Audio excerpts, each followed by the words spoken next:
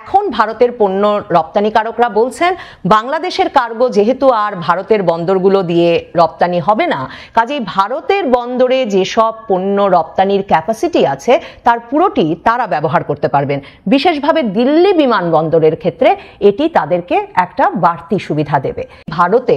আরো বেশি বিস্ময় এবং সমালোচনা বাড়ছিল যে এমন একটা পরিস্থিতিতে ডক্টর মোহাম্মদ ইউনূসের সঙ্গে কি করে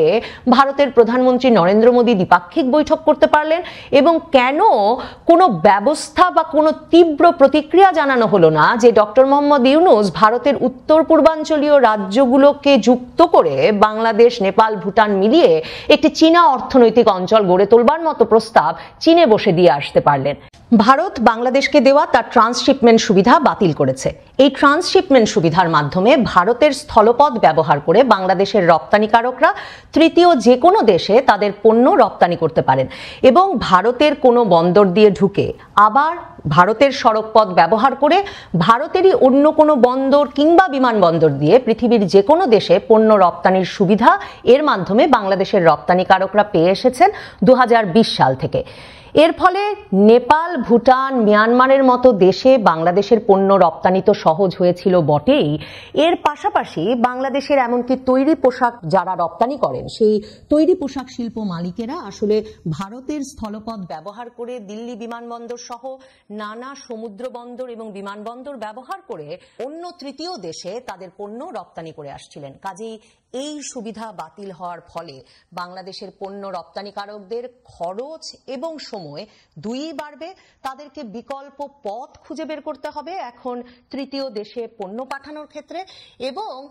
যে সময় এবং খরচ তার ফলে বাড়বে তাতে আসলে পণ্য মূল্য কি দাঁড়াবে সেটিও নতুন করে উদ্বেগের বিষয় হবে। ভারত তাৎক্ষণিকভাবে কার্যকর করে অকস্মাৎ এমন একটি সিদ্ধান্ত কেন নিল? ভারতের সংবাদ মাধ্যমগুলো তাদের বাণিজ্য বিশ্লেষক এবং কূটনৈতিক বিশ্লেষকদের বরাতে সরাসরি লিখছে যে ডক্টর মোহাম্মদ ইউনূস সাম্প্রতিক চীন সফরে গিয়ে ভারতের উত্তর পূর্বাঞ্চলকে ল্যান্ডলকড বা স্থলবেষ্টিত হিসেবে বর্ণনা করে এবং উত্তর পূর্বাঞ্চলীয় ওই রাজ্যগুলোর জন্য বাংলাদেশি সমুদ্রের একমাত্র অভিভাবক, কাজেই নেপাল, ভুটান, ভারতের সেভেন সিস্টার্স রাজ্য এবং বাংলাদেশকে মাথায় রেখে চীনের এখানে তার অর্থনীতির প্রসারণ ঘটানো উচিত এমন আহ্বান জানানোকে ভারত ভালো চোখে দেখেনি এবং তার জবাব হিসেবেই ভারত এই ট্রান্সশিপমেন্ট সুবিধা বাতিল করেছে। ডক্টর মোহাম্মদ ইউনূস শুধুমাত্র চীনকে ভারতের সেভেন সিস্টার্স অঞ্চলকে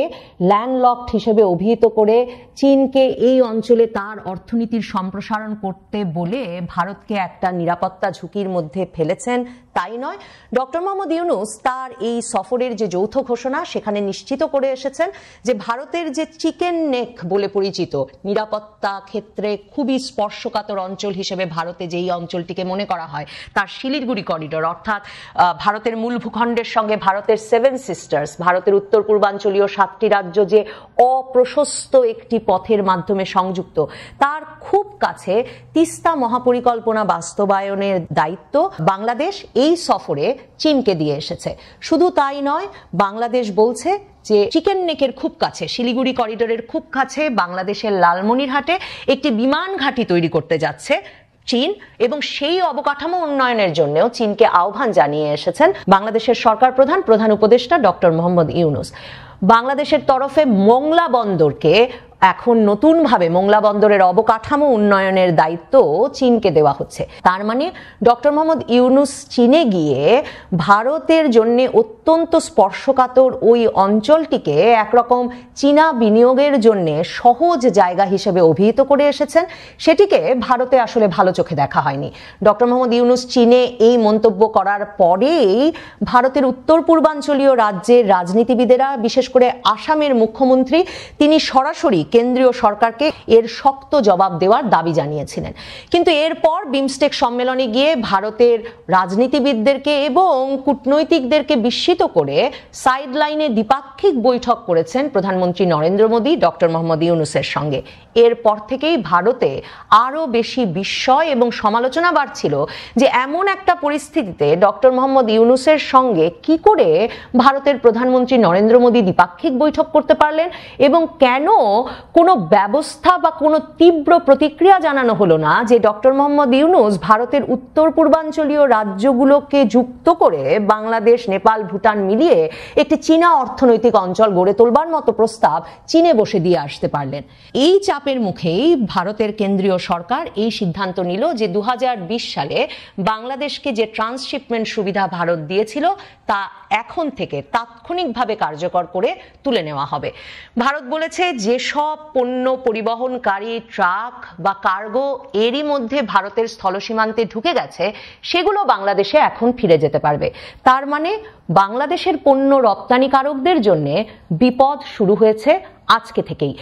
এখন থেকেই তাকে এই পণ্যগুলো পর্যন্ত গন্তব্যে নেপাল, ভুটান সহ তৃতীয় দেশের গন্তব্যে পাঠাতে হলে কোন পথে কত সময়ের মধ্যে যেতে হবে, কত খরচে যেতে হবে সেই হিসাবটি করা শুরু করতে হবে। বাংলাদেশে পণ্য রপ্তানিকারকরা এমন সময়ে এই বিপদে পড়লেন যখন মার্কিন যুক্তরাষ্ট্রের তরফে, যে দেশে বাংলাদেশ সবচেয়ে বেশি তৈরি পোশাক রপ্তানি করে, সে দেশ একটা বাড়তি শুল্ক আরোপ করেছে এবং এর ফলে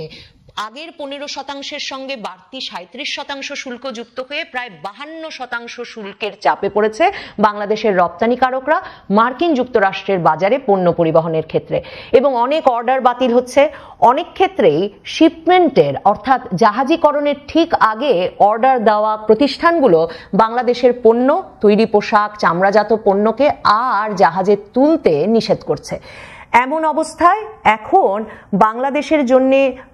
অনেক সময় ধরে একটা পণ্য রপ্তানির সহজ পথ যে তৈরি হয়েছিল ভারতের মধ্য দিয়ে নেপাল, ভুটানে কিংবা ভারতের মধ্য দিয়ে দিল্লি বিমানবন্দর সহ অন্যান্য ভারতীয় বন্দর ব্যবহার করে তৃতীয় কোনো দেশে পণ্য পাঠানোর ক্ষেত্রে, সেই সুবিধাটি বাতিল হয়ে গেল।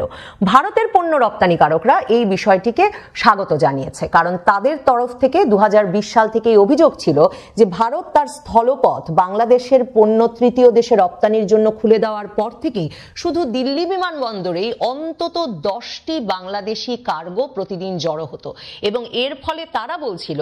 যে ভারতের পণ্য রপ্তানিকারকদের বাংলাদেশি পণ্য রপ্তানিকারকদের সঙ্গে ভারত থেকে অন্য দেশে পণ্য পরিবহনের ক্ষেত্রে পরিবহন সুবিধা এবং খরচ নিয়ে দর কষাকষির মধ্য দিয়ে যেতে হতো, একটা প্রতিযোগিতার মধ্য দিয়ে যেতে হতো এবং তাদেরকে ভাগাভাগি করতে হতো অন্য দেশে পণ্য পরিবহনে ভারতের যে ক্যাপাসিটি আছে সেই ক্যাপাসিটি। এখন ভারতের পণ্য রপ্তানিকারকরা বলছেন বাংলাদেশের কার্গো যেহেতু আর ভারতের বন্দরগুলো দিয়ে রপ্তানি হবে না, কাজেই ভারতের বন্দরে যেসব পণ্য রপ্তানির ক্যাপাসিটি আছে তার পুরোটি তারা ব্যবহার করতে পারবেন। বিশেষভাবে দিল্লি বিমানবন্দরের ক্ষেত্রে এটি তাদেরকে একটা বাড়তি সুবিধা দেবে। বাংলাদেশে একটা জনপ্রিয় ধারণা আছে যে শেখ হাসিনার আমলে ভারতকে যে পরিমাণ বাণিজ্যিক এবং পরিবহন সুবিধা দেওয়া হয়েছে, ভারত বাংলাদেশকে পাল্টা কোনো সুবিধা দেয়নি। ভারত বাংলাদেশকে দেওয়া একটা বড় সুবিধা হিসেবে দেখে এই ট্রান্সশিপমেন্টকে এবং 2020 সাল থেকেই এর মাধ্যমে বাংলাদেশের পণ্য শূন্য শুল্কে ভারতের সড়ক পথ ব্যবহার করে তৃতীয় দেশে পণ্য রপ্তানি করে আসছিল। এখন ভারত এই পণ্য পরিবহন সুবিধা একতরফাভাবে বাতিল করে দিতে পারে কিনা এবং এই অকস্মাৎভাবে বাতিল করে দিতে পারে কিনা, বিশ্ব বাণিজ্য সংস্থার সঙ্গে বৈশ্বিক যেসব চুক্তি আছে তার আওতায় আসলে ল্যান্ডলক স্থলবেষ্টিত দেশগুলোর ক্ষেত্রে পণ্য পরিবহন সুবিধা একটা সহজতর অ্যাক্সেস পরিবহন সুবিধা তৈরি করা এক এক দেশের দায়িত্ব হিসেবে দেখা হয় এবং তার ফলে এখন নেপাল, ভুটানের মতো দেশগুলো বলতেই পারে যে তার সঙ্গে বাংলাদেশের সংযোগ এর ফলে বিচ্ছিন্ন হয়ে গেছে এবং বিশ্ব বাণিজ্য সংস্থা এই নিয়ে ভারতকে প্রশ্নের সম্মুখীন করতে পারে যে এই সুবিধা বাতিল করার মাধ্যমে ভারত আসলে বাংলাদেশের সঙ্গে স্থলবেষ্টিত নেপাল, ভুটানের সংযোগকে বিচ্ছিন্ন করে দিল। তবে নিশ্চিতভাবেই বিশ্ব বাণিজ্য সংস্থায় গিয়ে এই অভিযোগ তোলার পর বিশ্ব বাণিজ্য সংস্থা আবারও এই দেশগুলোর সঙ্গে আলোচনা বিচার আচার করে কতদিনে এই সমস্যার সমাধান করতে পারবে তা বলা অনিশ্চিত। এবং বাংলাদেশের সঙ্গে ভারতের সম্পর্ক যখন এ ধরনের তিক্ততায় পর্যবেসিত হয়েছে যে ভারত সরাসরি এ ধরনের বাণিজ্যিক শাস্তিমূলক ব্যবস্থা নেওয়ার প্রয়োজনীয়তা বোধ করেছে,